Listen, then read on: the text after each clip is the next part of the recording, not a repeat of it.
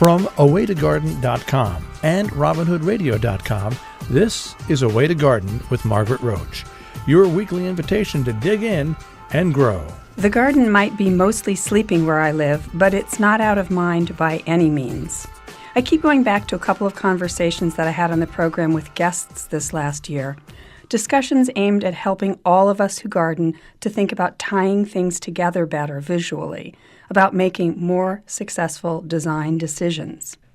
I think that's one big area that stymies a lot of gardeners, myself included, and that's the topic today as I start to look back on highlights of what I learned from interviews in 2018. But first, this message. Underwriting support from Timber Press, your go-to resource for books in gardening and nature. Whether you're a new gardener, a professional at the top of your field, or a reader interested in the wonders of the natural world, their books are there to help you grow. timberpress.com.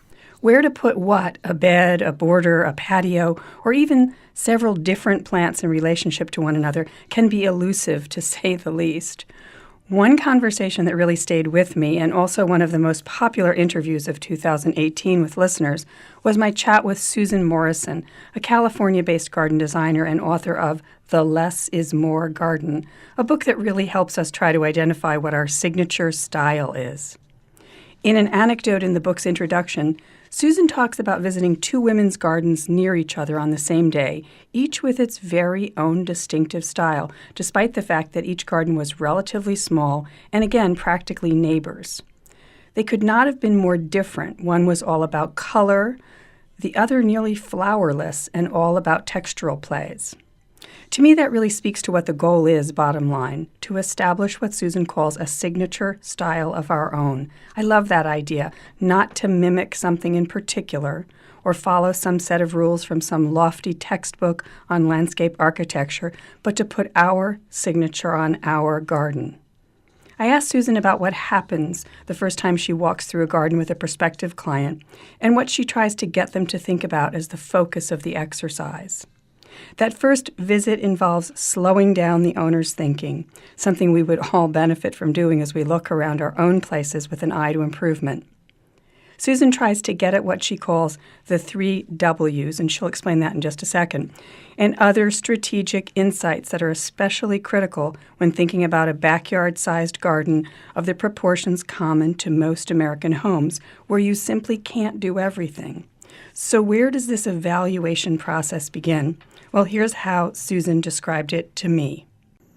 Well, one of the things that I find is that when I meet with a new client in their garden, there is a tendency to focus on the practical. And so they want to jump right in with, well, Susan, we pictured having a gazebo over here, and we thought we would have a hot tub over here. And I don't like that.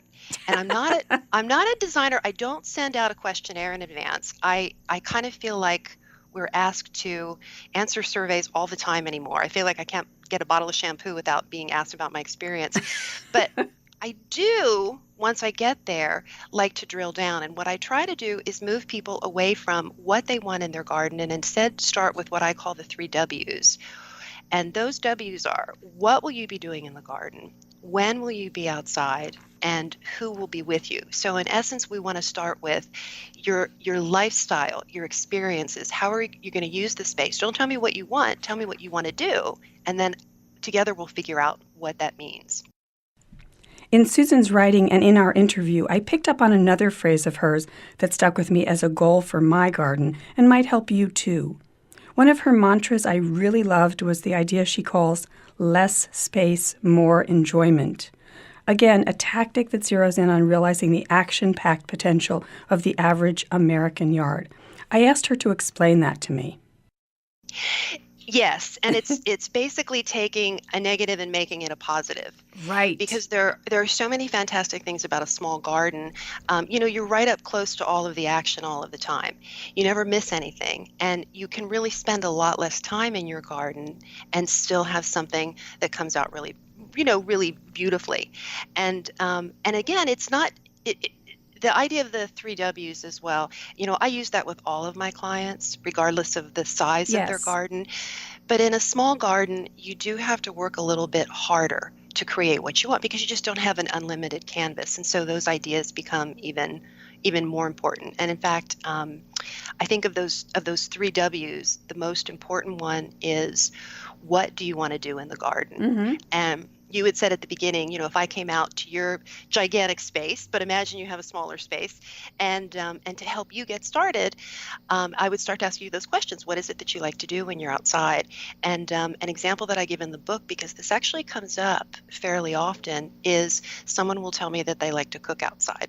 And so if I get that question, then I'll ask them a series of questions back, like, how often do you like to cook outside? And do you do it year round or just some of the time? Is it just you and the family, or do you entertain? Right. And what big difference, right? It's a huge difference, because what makes the three W's so powerful is the more you drill down in the detail, the more you're going to personalize the space. So if they say, well, I like to, we grill all the time, all week long, then I'll make sure that the barbecue area is close to the kitchen door. And, as you know, design is also about allocating your budget in a smart way. So I know that we'll put more money against that. Mm-hmm. Yeah. And if they barbecue year round, I'll make sure there's protection from the elements. And if they like to entertain, I'll make sure that it's a social area and that they can grill while they're still hanging out with their guests. And I think, and I love that idea of signature style. And I love it that you picked up on that, that was one of your big takeaways from the book. And from a style standpoint, I would take it, even a step further and say, let's show off the fact that you're an outdoor cook and you're a chef. And maybe we'll put a little container with, a citrus or a fruit tree here. And maybe we'll have a little raised bed close by that's got a lot of exotic cooking herbs. Right. And so that's just a way, now your garden is useful and it's practical, but it's also personal. Right. And, that's what you want. Useful, practical, and personal. Exactly. And speaking of personal, then there is the matter of color. I often say that I have a high color tolerance because my very dark olive green house has orange trim, and I'm perhaps also too enthusiastic about gold-leafed plants, of which I have many, and they scream. I don't think I really thought about establishing a palette as much as found myself unable to resist certain plants like those and worked backwards from there. But again, Susan has a saner way to go about this than on mere impulse as I did. There's an opportunity to sort of create your own color story in the garden. And that gets back to what you said about creating a personal style. And so, even though I don't do a questionnaire, I will probe a little bit, and it's what I would encourage anyone listening who's doing this on their own to do as well, is sometimes you can get rid of that intimidation factor by kind of coming up with an overall strategy or an overall organizing principle. And there's a couple that I have found work for clients. And one is to come up with sort of a theme. It doesn't need to be a color palette, but a theme that helps you decide how you're going to relate to your garden. And a very common one that comes up, because people want their garden to be an oasis, is their inspiration is a favorite vacation spot. And so here on the West Coast, a lot of people love to go to Hawaii regularly. They love to go to Mexico regularly. And so they want that garden to feel like that vacation experience. Okay. And so I'll use those colors and those that feeling in the garden in terms of what I introduce. But, it doesn't even have to be, if you're looking at a place, if you're using geography for inspiration, it doesn't even have to be a place that you've been. It can be a place that you want to go. Maybe you want to live in the south of France, or you want to live in Italy. So pulling those colors out and making them your own is, again, it's a great way to personalize the space and to ensure that you're going to spend time in it. So where do you want to be, and what is the palette of that place? It's something to think about as we stare out the window this winter and imagine the garden to be in the new year and beyond. Another integral piece of the art of making gardens that hang together is what I call making mosaics, mixing up the underplanting between trees and shrubs to be more than a solid mass of one boring thing, and to be much more than a solid mass of bark chips or some other bagged mulch. A conversation from late 2017 actually bears recalling here. It was with landscape architect Claudia West of Phyto Design, co-author with Thomas Rayner of Planting in a Post-Wild World. Claudia's key phrase that I cannot and must not forget: plants are the mulch. Here's what she means from a chat we had. And I think every gardener intuitively knows that, because we gardeners and landscape professionals were inspired by natural plant communities that we may see on a hike out in a natural area or somewhere on vacation. And very rarely do we see bare soil anywhere in natural wild ecosystems. I think one of the core principles of the natural world is that plants cover soil. Unless you are in a really arid climate where you would have a lot of desert-scape, bare soil landscapes. But I think that the same principle is extremely powerful in a garden setting, and it produces much, much more sustainable landscapes if we meet nature halfway and work around this concept that plants cover soil, that nature abhors a vacuum.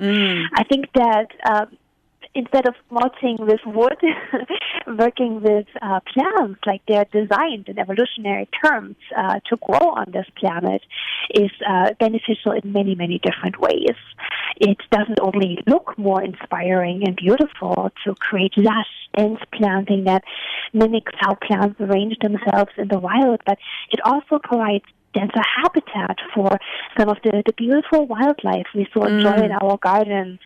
And it soaks up the rain. We talk about rain gardens or sponge gardens a lot, and the more biomass we can put into our gardens, the more rain gets absorbed, put back into the ground to recharge the aquifer. So I think on many different layers, working with this natural principle is beneficial and just so fulfilling and so meaningful for gardeners and designers. So nature doesn't go to the garden center and buy bagged mulch? Is that what you're saying? That's exactly right. And I don't know where this almost perverse tradition came from, but I'm hoping that collectively as the green industry, as gardeners, can move away from that again and steal some of this business back to put what really belongs in or on the ground back into our landscapes. Right. And that is thriving plants.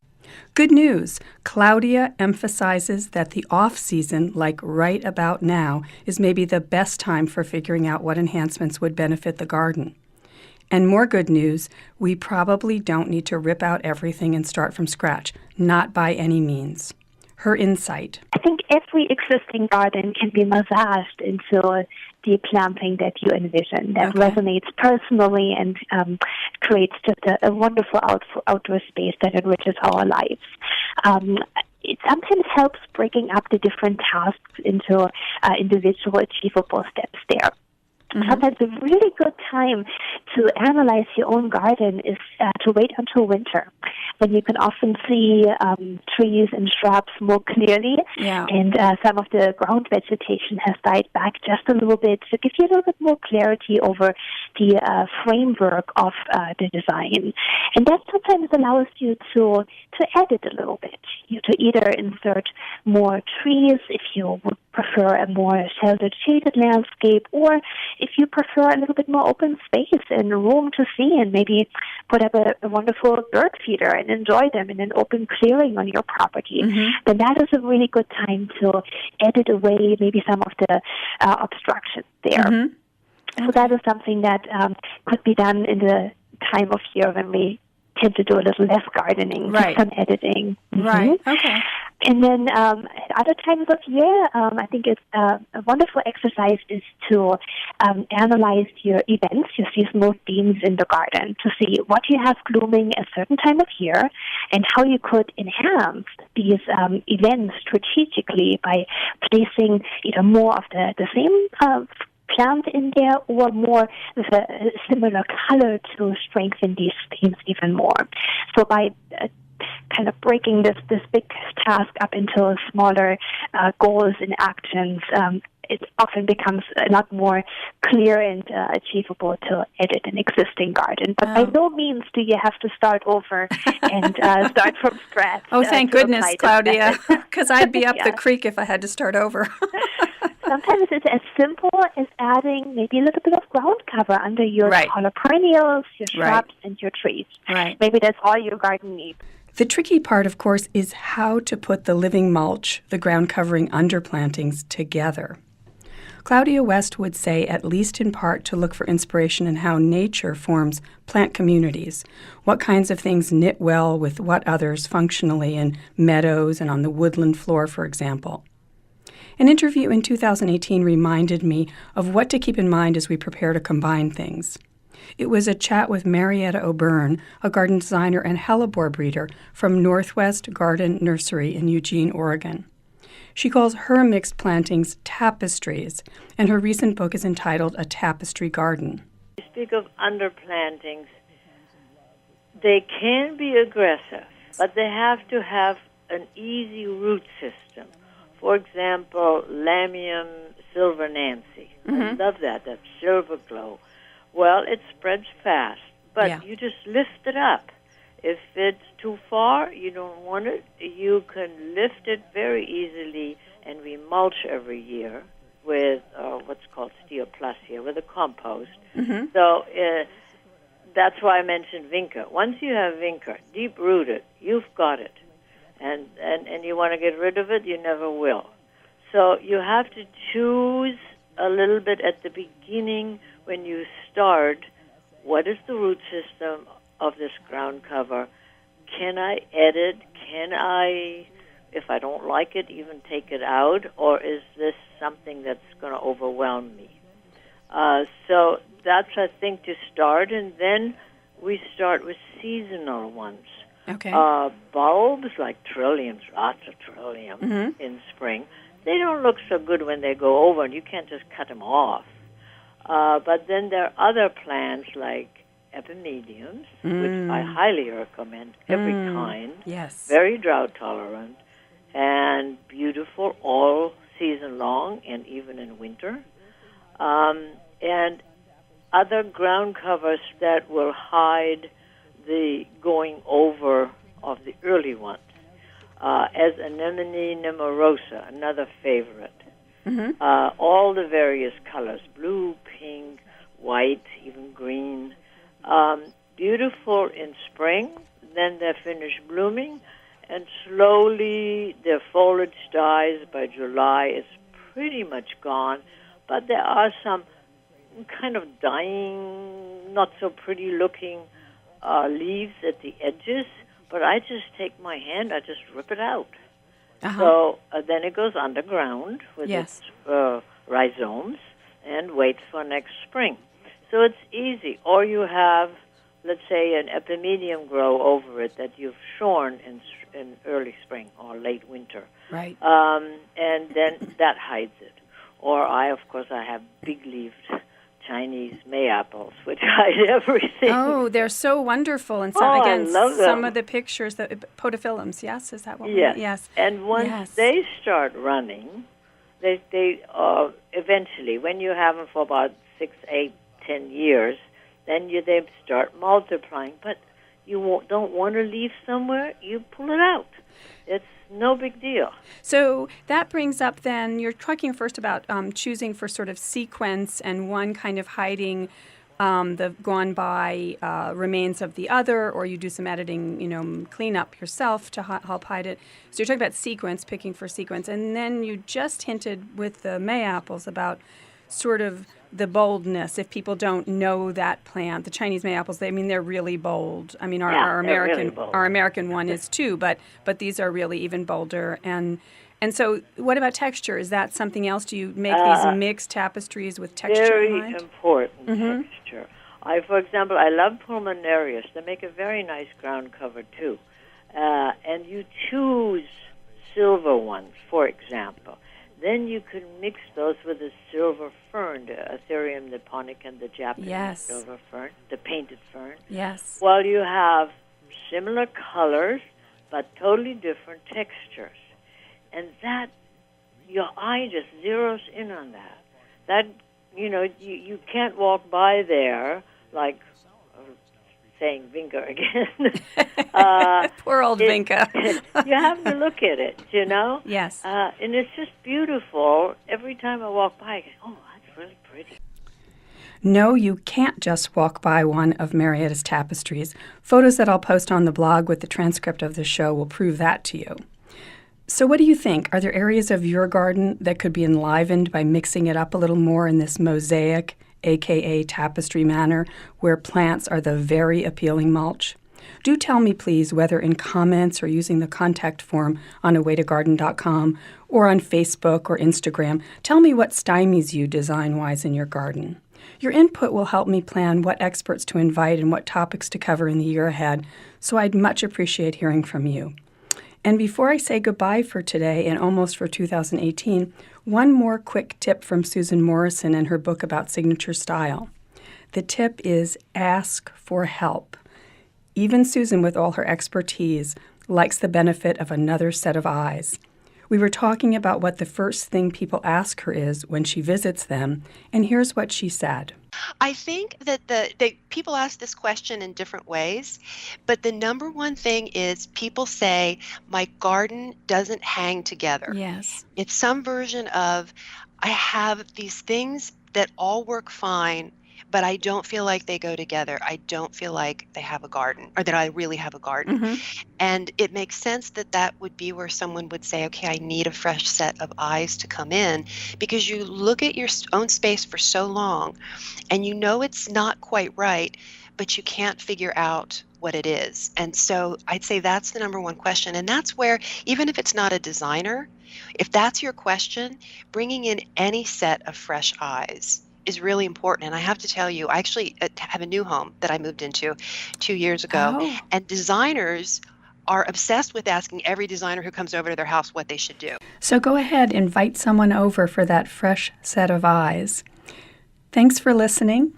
And don't miss an episode. You can subscribe free to the podcast version on Stitcher or iTunes. You can find me anytime at awaytogarden.com or on Facebook and Instagram as @awaytogarden. And happy gardening and holidays meantime.